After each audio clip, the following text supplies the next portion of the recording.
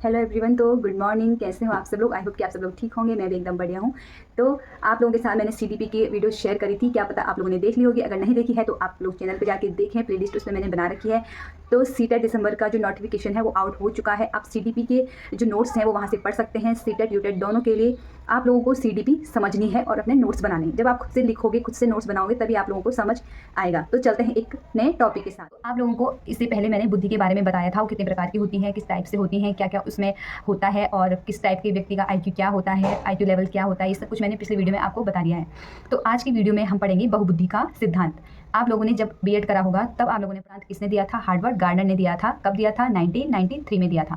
जैसे सारे जो विद्वान हैं उन्होंने क्या कहा कि जो बुद्धि होती है वो कई प्रकार की होती है। किसी ने 3 प्रकार की बताई, तो किसी ने 2 प्रकार की, किसी ने 1 प्रकार की, किसी ने बोला कि वो जन्मसिद्ध होती है, आनुवांशिकता होती है, उससे पर्यावरण का प्रभाव पड़ता है। लेकिन जो हार्वर्ड गार्डनर है उसने क्या बोला कि जो बुद्धि होती है वो क्या होती है? बहुत प्रकार की होती है। सबसे पहले इन्होंने क्या बताया कि 8 प्रकार की बुद्धि होती है। ठीक, 8 प्रकार में सबसे पहले क्या आता है? भाषाई बुद्धि। अब भाषाई बुद्धि से आप क्या समझे कि जो भाषा, जिसकी भाषा बहुत ही अच्छी होती है, जो लोग भाषण देते हैं, कम्युनिकेशन अच्छे से करते हैं। वाद विवाद प्रतियोगिता में आप देखते होंगे कि कई लोग क्या करते हैं, एक इस पार्टी का होता है, एक उस पार्टी का होता है, तो अच्छे से वाद विवाद करते हैं। तो इनमें क्या है? एक भाषा की बुद्धि है, बोलने की क्या है? अच्छी क्वालिटी है। ठीक है। दूसरी इन्होंने बताई है कि तर्कपूर्ण बुद्धि। अब तर्कपूर्ण बुद्धि में आप समझे होंगे कि तर्कपूर्ण बुद्धि, तर्क से ही हमारे दिमाग में सीधे क्या आता है कि ये क्या है? मैथमेटिक्स से संबंधित है या कुछ सवालों से संबंधित है। तो ये इसी प्रकार की बुद्धि है कि जहाँ पर क्या होते हैं? तर्क करने की क्षमता होती है। जैसे हमारे पास भी आता है रीजनिंग के सवाल आते हैं, तो जिसकी बुद्धि अगर अच्छी होगी, थोड़ा सा जो मतलब कॉन्सेप्ट क्लियर करना जानता होगा, वो रीजनिंग अच्छे से कर लेगा, और जो नहीं जानता होगा वो उसकी रीजनिंग छूट जाएगी। ठीक है। ऐसे ही मैथ के सवाल के लिए भी, या कोई बच्चा क्या होता है जन्म से ही मैथ में अच्छा होता है और कोई नहीं होता है, तो सब में क्या होता है? अलग अलग प्रकार की जो बुद्धि है वो पाई जाती है। ऐसा जरूरी नहीं है कि सिर्फ एक ही क्वालिटी एक ही व्यक्ति में पाई जाएगी। अगर मैं हूँ तो मेरे में कुछ कमियां होंगी, कुछ अच्छाई भी होंगी। ऐसी अगर मेरे सामने वाला कोई और है तो उसमें भी कुछ अच्छाई होंगी और कुछ बुराई होंगी। ठीक है। अब तीसरा हमने पढ़ा स्थानीय बुद्धि। स्थानीय बुद्धि मतलब क्या होता है? स्थानीय बुद्धि हमने जाना जिसमें क्या होता है कि वो विभिन्न प्रकार की मूर्तियां बनाता है या वास्तुकार होता है। ठीक है। अब एक व्यक्ति है जो पढ़ने में बहुत अच्छा है। ठीक है, पढ़ने में बहुत अच्छा है और उसका सिर्फ पढ़ने में ही इंटरेस्ट है, लेकिन उसे मूर्ति बनाना तो नहीं आता, वो मूर्ति तो नहीं बनाता। अगर एक व्यक्ति मतलब पढ़ा लिखा नहीं है, लेकिन वो क्या है? उसमें मूर्ति बनाने का मतलब नॉलेज है, उसे उसका शौक है, वो उसे पूरा करता है। तो इसका मतलब हम उसे ऐसा थोड़ी बोलेंगे इसे कुछ नहीं आता है। वो भी एक टैलेंट है, वो भी क्या है? उसकी बुद्धि है। पढ़ना और एक अलग टैलेंट होना, दोनों अलग अलग है। दोनों की अपनी अपनी क्वालिटी है, अपना अपना महत्व है। ठीक है। अपने अपने फील्ड में दोनों ही पॉजिटिव तरीके से आगे बढ़ते हैं और अपना नाम कमाते हैं। समझ गए?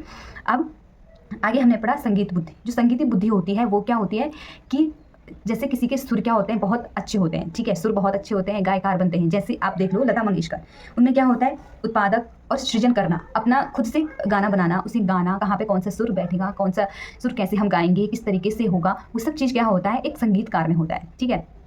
तो ये सब क्या है? हमने मतलब हार्वर्ड गार्डनर ने बताया है कि बुद्धि सिर्फ एक प्रकार की नहीं होती है, बहुत प्रकार की होती है। ठीक। फिर आता है व्यक्तिक आत्मबुद्धि। अब व्यक्तिक आत्मबुद्धि में क्या है कि व्यक्तियों की भी जो शक्ति होती है, व्यवहार होता है, वो समझने का अलग अलग तरीके से होता है। ठीक। जैसे इसमें एक अंतःवैयक्तिक बुद्धि होती है और एक अंतःवैयक्तिक बुद्धि होती है।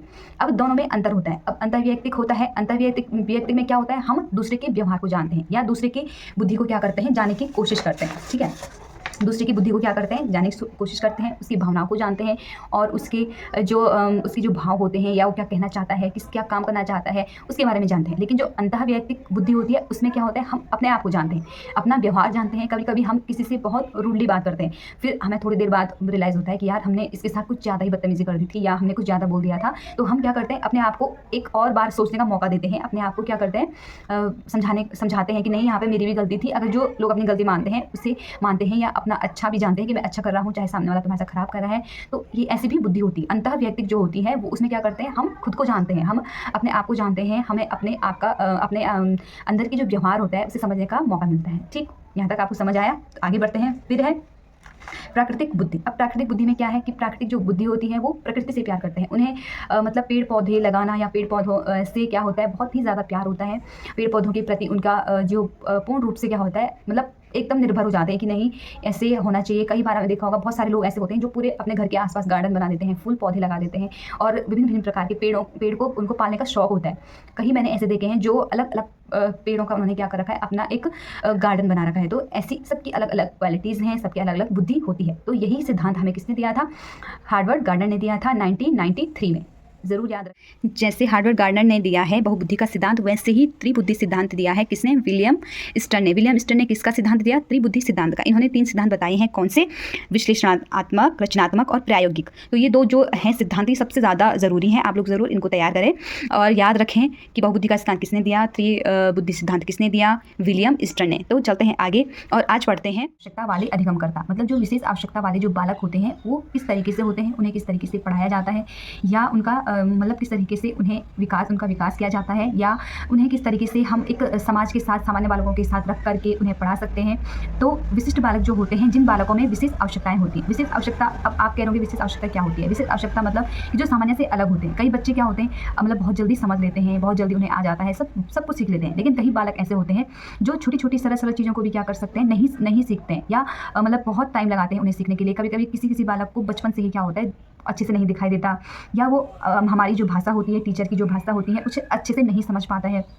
उसकी जो बुद्धि होती है वो कई बार क्या होता है, वो नहीं समझ पाता है चीज़ों के साथ, अपने दोस्तों के साथ नहीं घुल मिल पाता है, उसे समझ नहीं आता है कि मेरे आसपास हो क्या रहा है। ऐसे कई बच्चे होते हैं और आज की जो नई जनरेशन है इसमें कई बालक ऐसे होते हैं जो बोल नहीं पाते हैं, और जो मतलब क्या उन्हें बहुत सारी ऐसी परेशानियों का सामना करना पड़ रहा है कि वो अपने शब्दों को नहीं बोल पा रहे, और समझ ही नहीं रहे तो बोलेंगे कैसे, है ना। तो यही एक है कि हम किस तरीके से उनको एक अच्छे इन्वायरमेंट में रख करके, उन्हें अच्छे एजुकेशन दे करके, उन्हें क्या करेंगे, अच्छे से पढ़ाएंगे, और उनका जो ये मतलब उनके जो ये विचलनपन है इसे क्या करेंगे, दूर करेंगे। तो बालक ऐसी जो कमियां हैं वो भविष्य में भी दिखाई दे रही हैं, इसलिए हमें क्या करना है, बच्चों को अच्छे से पढ़ाना है। उनका जो मतलब ऐसे व्यक्ति होते हैं जो मानक रूप से क्या होते हैं, नीचे या इस हद तक विचलित होता है। उनका जो मानक रूप है, मानक मतलब जो उनकी बुद्धि है वो इस तरीके से विचलित होती है कि उन्हें किसी विशेष शिक्षा की आवश्यकता होती है। मतलब ऐसे बालक होते हैं जिन्हें एक ऐसी शिक्षा की आवश्यकता होती है ताकि उन्हें ज़्यादा से ज़्यादा समय दिया जाए, ज़्यादा से ज़्यादा उन पर क्या किया जाए, फोकस किया जाए, और ऐसी टेक्निकों से उसे समझाया जाए कि ताकि वो क्या करे, सामान्य बालकों की तरह अच्छे से समझे, हमसे क्वेश्चन पूछे। नहीं तो कई बार क्या होता है, हमने सिर्फ कक्षा में पढ़ाया और जो बालक ऐसी परेशानी से गुजर रहा है, या किसी बालक में बहुत सारी जो प्रॉब्लम है वो है और हम उसे समझ ही नहीं पा रहे, तो वो बालक क्या होगा, पेपर में क्या लिखेगा या टेस्ट में क्या देगा, है ना। इसलिए हमें क्या करना है, उस बालक की परेशानी को जानना है, उसे समझना है, और फिर उसको एक ऐसी एजुकेशन देनी है, ऐसी शिक्षा देनी है ताकि उसके साथ हम ज़्यादा टाइम स्पेंड कर पाएँ, उसे ज़्यादा से ज़्यादा सिखा पाएँ, ठीक है। विशिष्ट बालकों की विशेषताएं, जो विशिष्ट बालक होते हैं वो कैसे होते हैं? विशिष्ट बालक सामान्य औसत बालकों से कई तरीके गुणों से क्या होते हैं, अलग होते हैं। इनमें मानसिक गुण भी हो सकते हैं और शारीरिक गुण से भी विचलित हो सकते हैं। कई बालक क्या होते हैं, विकलांग होते हैं, कई बालक मानसिक बुद्धि कम होती है। आपने बहुत सारे ऐसे बालक देखे होंगे जो क्या होते हैं, विकलांग भी होते हैं और मंद बुद्धि के भी होते हैं। तो इनके लिए क्या सरकार ने एक स्पेशल एजुकेशन मतलब प्रोवाइड करते हैं, और कई ऐसे स्कूल हैं जहां ऐसे बच्चों के लिए शिक्षा दी जाती है। विशिष्ट बालकों का विचलन सीमा इस तक होता है कि उन्हें शिक्षा देने की ज़रूरत होती है। कैसी शिक्षा देनी जरूरी होती है? ऐसी शिक्षा ताकि वो अच्छे से समझ पाएँ। विशिष्ट बालकों को, शिक्षकों को सबसे अधिक चुनौती होती है। अब अगर बालक सामने से इस तरीके का है, मंद बुद्धि का है, वो समझ नहीं पा रहा है, उसे ब्लैक बोर्ड में सही से नहीं दिख रहा है, तो ये एक टीचर के लिए भी चुनौतीपूर्ण पल है। उसे भी उतनी ही मेहनत करनी है जितनी उस बालक को करनी है, ठीक है। विशिष्ट बालकों के लिए विशेष शिक्षा प्रणाली की क्या है, आवश्यकता है। अब जो करिकुलम सामान्य बालकों के लिए है, अगर हम वही करिकुलम उनको देंगे तो वो उसे नहीं समझ पा रहे। अगर समझना होता तो उसके साथ रह के समझ पाते, लेकिन वो उसे क्या करें, नहीं समझ पा रहे। तो बालकों को क्या करना है, एक अच्छा जो शिक्षा की जो करिकुलम है, पाठ्यक्रम है, उसे देना है।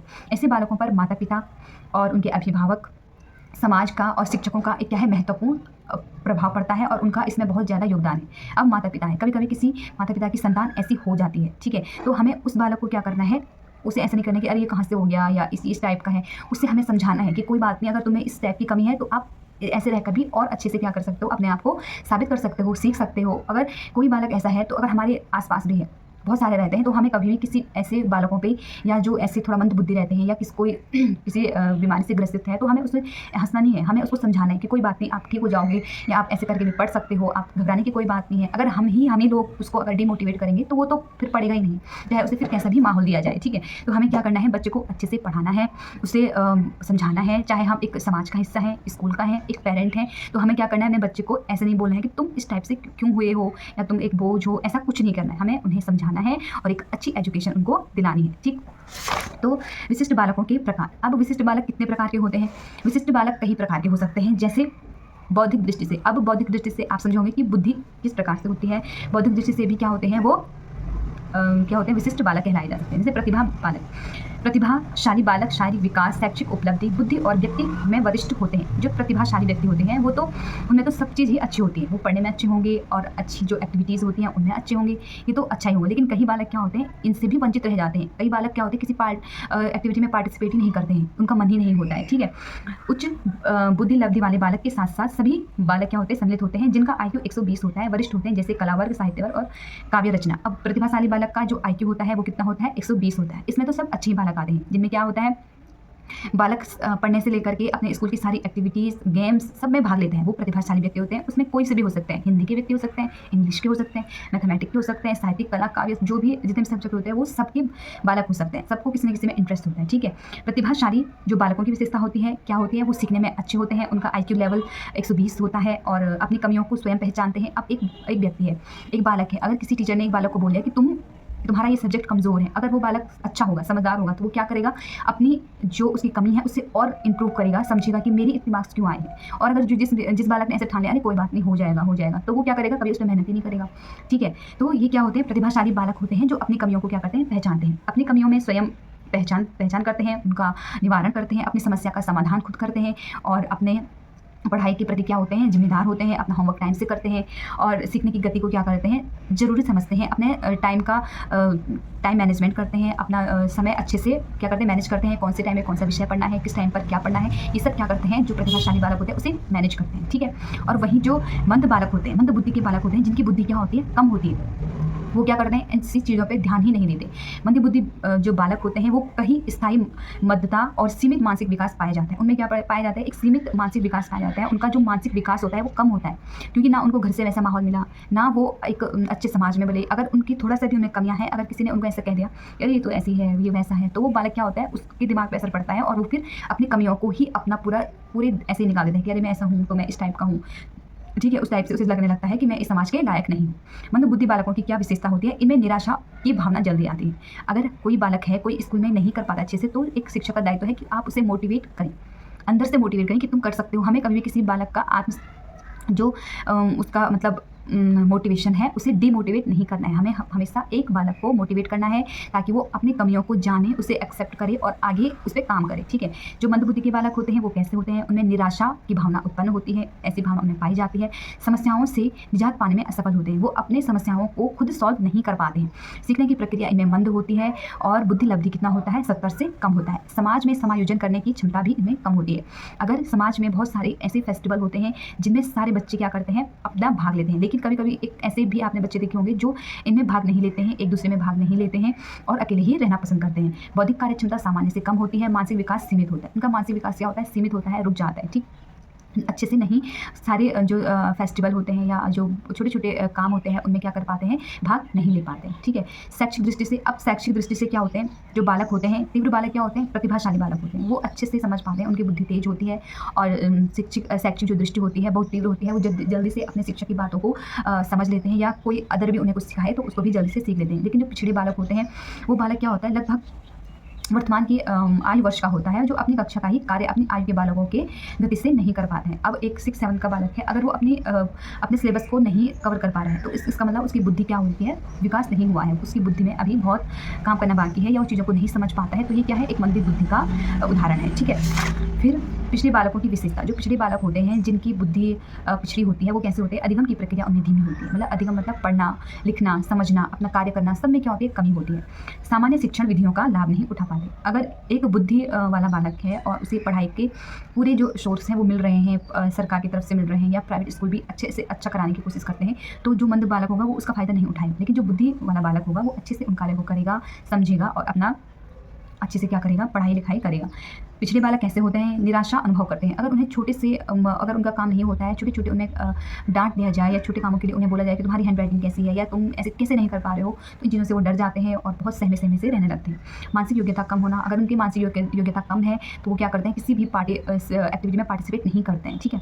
और पिछले बालकों के कारण क्या होते हैं, अगर पिछड़ा बालक है भी तो वो किस कारण से होता है, शारीरिक कारण से होता है, उसके स्वास्थ्य के कारण होता है। अगर बालक में क्या है, कोई पिछड़ा बालक है, मंदबुद्धि है, तो इसका प्रभाव सिर्फ स्कूल में ही नहीं होगा, ये घर से भी रिलेटेड होगा। उसके मम्मी पापा का व्यवहार उस पर प्रभाव पड़ेगा, उसके समाज का प्रभाव पड़ेगा, उसके फैमिली के प्रभाव पड़ेगा, ठीक है, या उसका स्वास्थ्य खराब रहता है उसका प्रभाव पड़ेगा। तो ये सिर्फ स्कूल का इन्वायरमेंट ही नहीं, बल्कि हमारे घर का, हमारे आसपास का, सब जगह का पर्यावरण क्या होता है उसे प्रभावित करता है। इसलिए बच्चा ऐसा होता है। गरीब परिवार के कारण कभी कभी ऐसी परिस्थितियाँ आती हैं कि बालक क्या करता है, अपनी जो आर्थिक स्थिति है या अपने छोटे मोटे आवश्यकताएं उसे पूरी नहीं कर पाता है, उससे भी चिंतित रहता है। तो ये सब ध्यान किसे रखना है, पेरेंट्स को रखना है कि बच्चा किसी भी परेशानी से ना जूझे, ठीक है। शारीरिक दृष्टि से जो होते हैं बालक, विशेष बालक होते हैं, वो क्या होते हैं, विकलांग होते हैं। कई बालक विकलांग होते हैं, किसी के पैर से विकलांग होता है, हाथों से होता है, कई ऐसे हैं, बहुत सारे ऐसे हैं जो विकलांग होते हैं। तो ये भी क्या है, एक मतलब बहुत ही मुश्किल होती है, लेकिन फिर भी उनमें बहुत टैलेंट होता है। कई बच्चे समझते हैं, लेकिन एक चीज़ के कारण क्या होता है, वो थोड़ा सा समाज में पीछे रह जाते हैं।